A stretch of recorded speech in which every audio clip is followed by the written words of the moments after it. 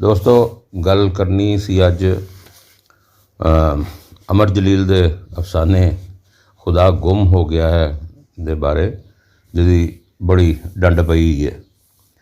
तो गल तो पहुँचती है बुनियादी इंसानी हक जिहड़े ने साडे ते शिद्दत पसंद माइंड सैट जिहड़ा है उहदे वल असी देखने कि रियासतां जिहड़ियां ने ना वो तारीखी तौर पर यही कोशिश करदियां ने कि इलम उत्ते उन्हां दी अपनी अजारादारी कायम हो जाए तो समाज के ज़हन जिहड़े ना उन्हां दे रियासती नज़रियात जिहड़े ने उहदे मुताबिक सारे बन जान। जे तारीख हल असी ज़रा ध्यान मारीए तो पता लगता कि किस तरह कौम परस्ती ते हुब्बुल वतनी दे ख्यालां हेठ कौमां विच फखर ते बरतरी दे जिहड़े ने ना जरासीम वो इंजैक्ट किए जाते रहे ने। पहली तो दूजी जंग विच यूरोपी कौमां की तबाही जिहड़ी है उहदे विच इस गल का बड़ा चोखा हिस्सा सी। अज हिंदुस्तान हिंदुत्वा के नज़रिए की छुरी नाल मुसलमानों को ज़िबा किया जा रहा है। वैदिक इलम जिहड़ा वो स्कूलों कॉलेजों पढ़ाया जा रहा है। इल्मे नजूम नूं ते साइंस का दर्जा पे देंदे ने उत्थे।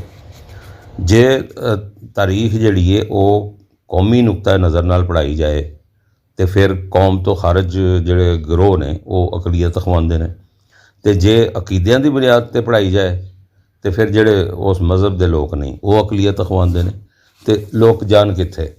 यह सारी जिहड़ी है ना गल ये अफरा तफरी पैदा करती है। तो गल उदों वध जाती है जदों विच औरतां नूं भी तारीख चों बाहर ही कढ़ के तो भुला दिता जाता है।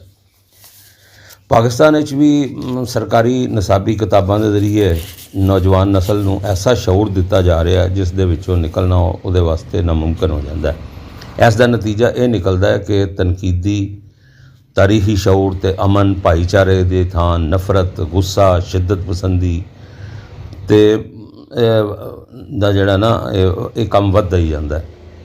साडे मुल्क दे ढेर सारे दानश्वर जदों अमन इंसान दोस्ती भाईचारे ते इंसानी मुश्किलों दीयां गल्लां करदे ने ते उन्हां दीयां आवाज़ां तसब तंग नज़री दहशतगर्दी ते नफरत दे जहरीले धुएं च घुट जांदियां ने। किड्डी अफसोस की गल है कि मरूफ तरक्की पसंद अदीब अमर जलील होरां खिलाफ नफरत भरिया प्रोपेगेंडा किया जा रहा है।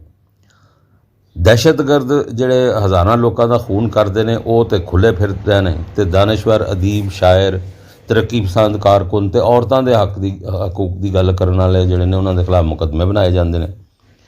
साडे जिहा मुल्क विच फिरका वाराना कानून का सहारा लेना बहुत ही खतरनाक खेड है। अमर जलील ने सारी हयाती मजलूम लोगों की हिमायत गुजारी है।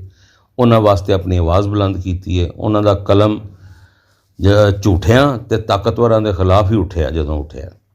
अज जिस तरह अमर जलील के खिलाफ शिद्दत पसंद तहरीक चलाने का मता पक रहा है यह बहुत खतरनाक गल है।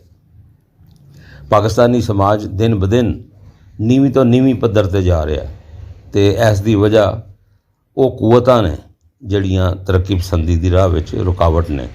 कोई भी अपने हक की मंग करे तो फड़फड़ाई तो जे औरत मार्च होवे तो अखबार एडी गंदी जबान इस्तेमाल करते हैं कि शायद जिहड़ी सहाफत उन्होंने भी शर्म आउंदी होवे।